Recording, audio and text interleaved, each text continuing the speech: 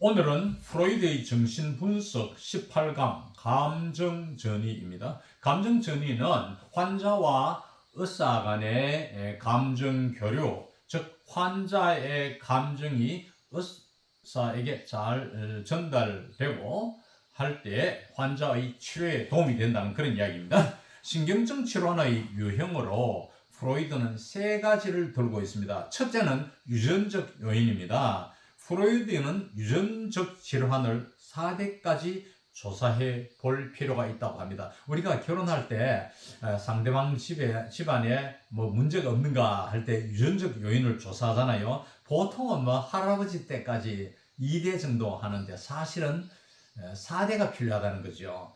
정신질환적으로 볼 때는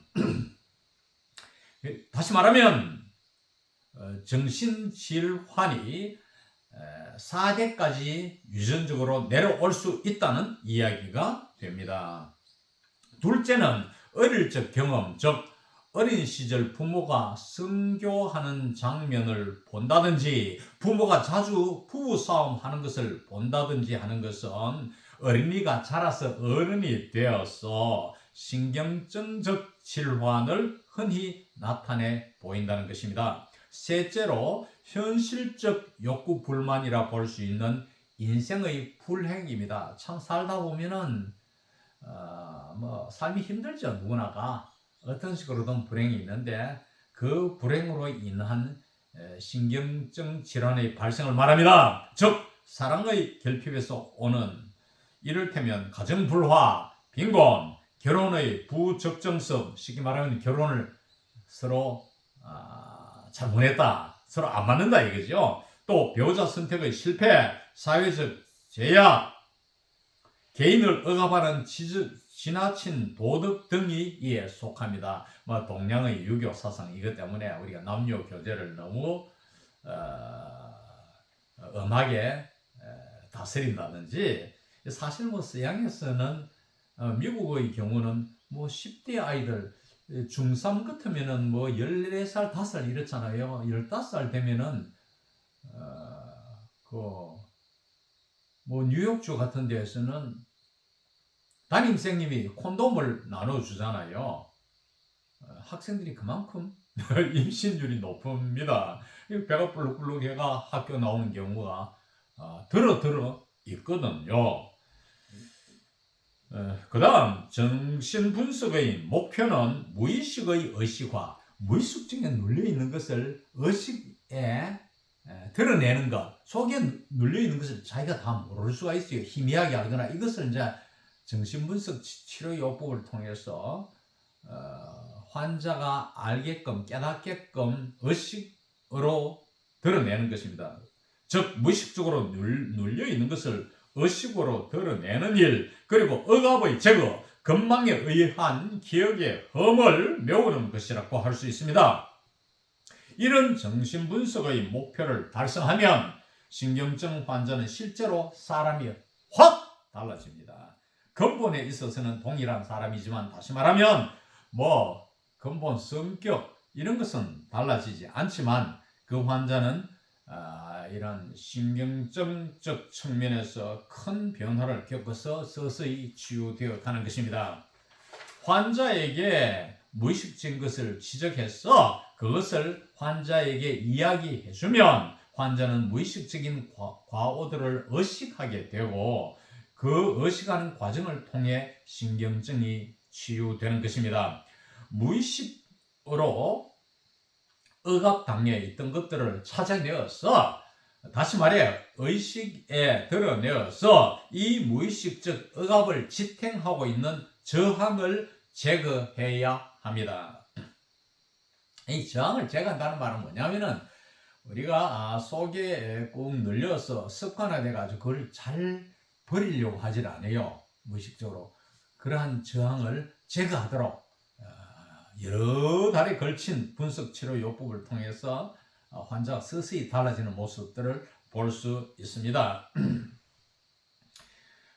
무의식적으로 억압당해 있는 것을 찾아내서 해석하고 지적해서 이를 환자에게 알려주면 됩니다. 환자에게 예상을 환기시켜서 어떤 관념을 넣어준다면 환자는 자기의 지성으로 저항을 인식하고 여기에 상응하는 무의식 속의 관념을 쉽게 지적해낼 수가 있습니다. 의사의 인격이 환자에 의해 높이 평가되면 치료의 효과가 커집니다. 환자가 의사를 신뢰해야 된다 이거죠. 인격이 좀 있어야 돼요. 그건 뭐 의사가 좀 별로 품위도 없고 품격도 없고 교양도 없으면은 이 치료가 되겠습니까? 특히 분석 치료 같은 거. 현대에는 뭐 약물 치료를 많이 하니까 약물을 한다 하더라도 그래도 상담을 통해서 약물 치료를 하는 것이니까요. 의사가 환자에게 준 회복의 희망에 의해 환자는 마음이 풀리게 되고 긴장을 풀면서 분석 치료의 효과를 보게 됩니다. 이 점에서 환자와 의사는 대화를 통해 감정 교류가 잘 이루어져야 치료의 효과를 볼 수 있습니다.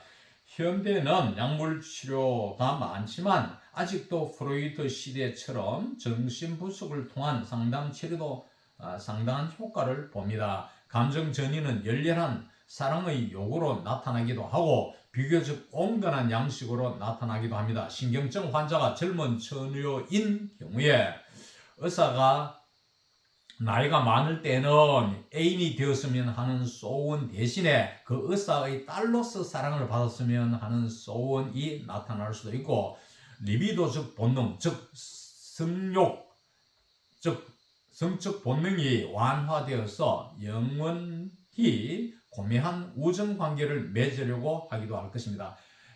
어차피 되게 여자들이 많이 걸리잖아요. 처녀 때. 그러면 이제 처녀가 정신과 의사를 찾아오잖아요. 근데 정신과 의사가 젊으면 애인이 됐으면 하는 마음을 품지만 아주 나이 차가 많이 나면은 부모로서 이런 것을 플라토닉 사랑이라는데 이런 고매한 우정으로 발전되면 환자의 치료에 굉장히 도움이 된다 그런 이야기입니다. 이것이 감정전이지요.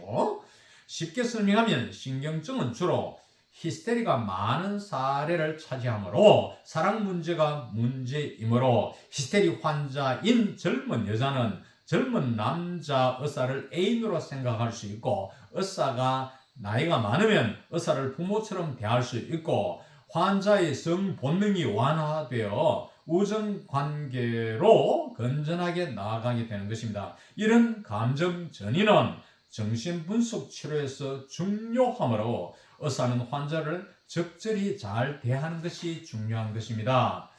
물론 감정 전이 때문에 발생하는 환자의 모든 요구에 의사가 응한다는 것은 있을 수 없는 일이지만 이에 대해 의사는 신경질을 부리거나 거절한다는 것은 지각 없는 짓이라고 프로이트는 주장합니다.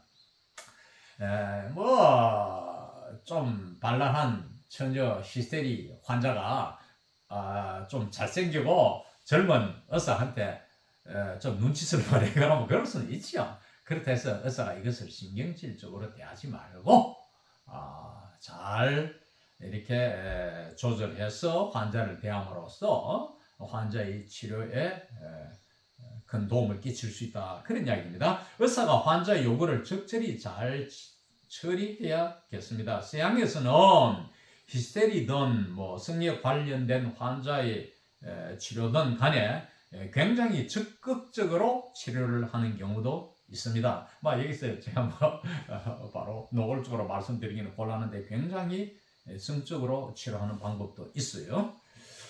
감정전이가 히스테리, 불안신경증, 강박신경증의 치료에 절대적 의의를 갖습니다. 정신분석 작업을 통하여 감정전이의 참뜻을 파악한 사람이라면 누구나 이들 증상으로부터 출구를 찾게 되는 억압된 충동의 본질에 의심을 갖지는 않을 것이며 그것이 리비도의 대리만족이라고 생각하는 우리의 확신은 감정전이를 고려에 넣어 생각함으로써 비로소 결정적인 것이 된다고 프로이트는 주장합니다. 쉽게 말해서 환자가 감정전이를 통해 의사에게서 대리만족을 찾으면 치료에 큰 도움이 된다는 것입니다. 이상 오늘 강의를 마칩니다.